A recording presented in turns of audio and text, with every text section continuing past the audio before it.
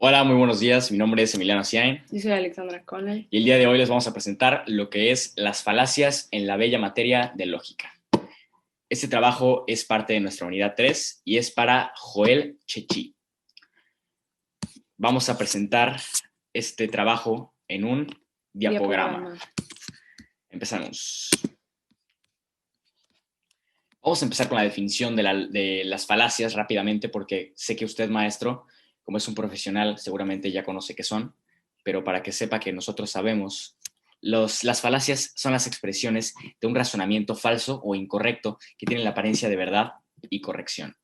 Es decir, cuando tenemos una idea que es errónea, pero pensamos que es cierta y de todas maneras la expresamos, las otras personas pueden declarar que esta es una falacia. Las falacias se dividen en dos, Alexandra. En las sofismas y el paralogismo. Las sofismas son un engaño que se hace a propósito, o sea, que yo sé que lo que te estoy diciendo es incorrecto, pero que aún así te lo voy a decir. Y las de paralogismo, que es un engaño inocente, que yo no sé que lo que estoy diciendo es falso y por eso lo estoy diciendo. Así es.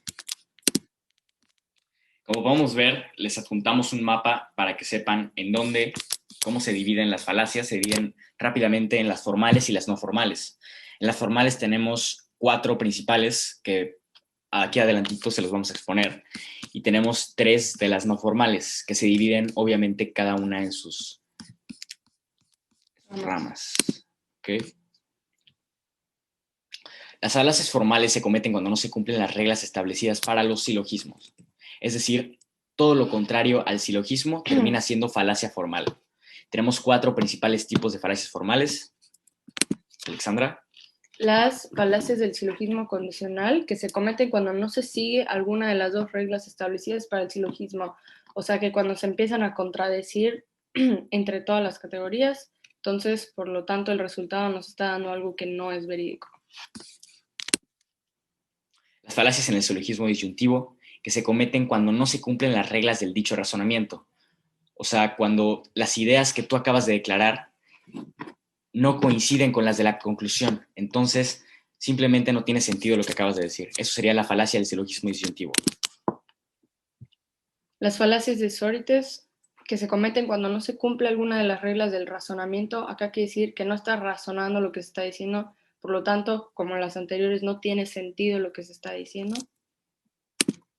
Y tenemos las falacias del silogismo categórico, que se cometen cuando no se cumplen las reglas generales de la figura. Es decir, en el silogismo tenemos cuatro reglas principales, y cuando una de ellas no se cumple, prácticamente tenemos la falacia del silogismo categórico, ya que se categoriza en las cuatro principales reglas del silogismo, y cuando no se cumple una, termina siendo una falacia de este tipo. Tenemos la siguiente área de las falacias, que son las falacias no formales. Y se dividen en tres tipos, que son las de palabra o ambigüedad, la real y la de o relación, perdón. Así es, Alexandra. Adelante. Las de palabra o ambigüedad se cometen cuando se utilizan términos en diferentes sentidos que las premisas, o sea que se empiezan a contradecir las mismas premisas, por lo tanto la respuesta o el resultado que se está dando es una contradicción entre las dos anteriores. Exactamente. Y rápidamente tenemos las divisiones de equívoco, composición y división y anfibología. Las falacias reales se cometen cuando no se tienen conceptos claros acerca de lo que se está razonando. Es decir, cuando tú tienes una idea en la cabeza y realmente no sabes cómo ordenarla, no sabes cómo expresarla, viene siendo una falacia real, ya que no tenemos idea de cómo expresarla y prácticamente en nuestra mente se está generando la mentira y lo que es la falacia. Tenemos las falacias de accidente. Que se cometen cuando la cualidad que es accidental se considera como propiedad fundamental o esencial. Exactamente.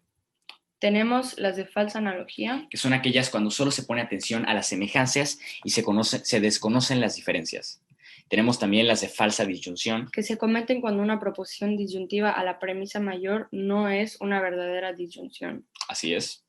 Y tenemos las de pregunta compleja, que nos Que, indican que se comete cuando se exige una respuesta única a la pregunta que encierra una disyunción, por lo cual encierra varias preguntas que no se han manifestado.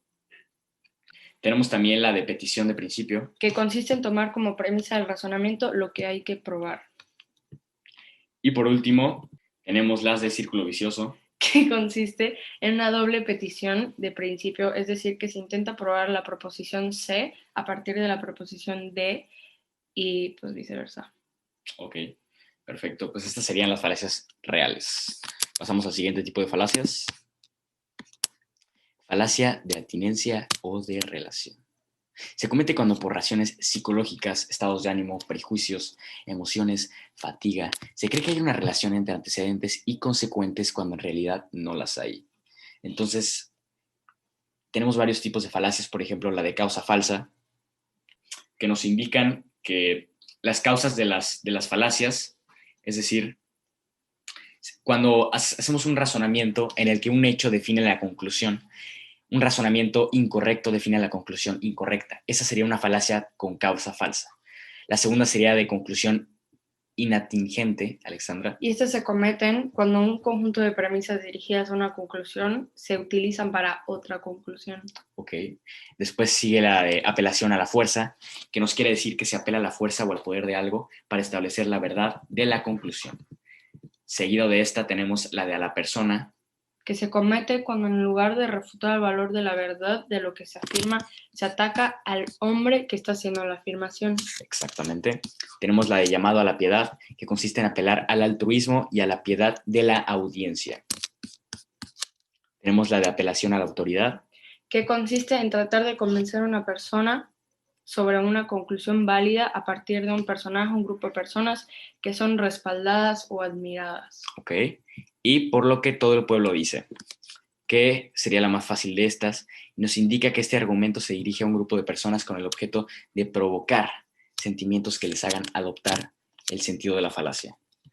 Por último, tenemos la de la ignorancia, que se comete cuando se afirma que una proposición es verdadera cuando realmente no se ha probado si no es verdadera. Exactamente.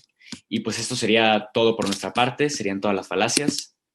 Muchísimas gracias, maestro, por escuchar nuestra plática. Espero le haya gustado y sobre todo la calidad con la que hicimos las diapositivas. Fue un trabajo en el que le metimos muchísimo esmero y espero que le haya gustado nuestro trabajo. Muchísimas gracias.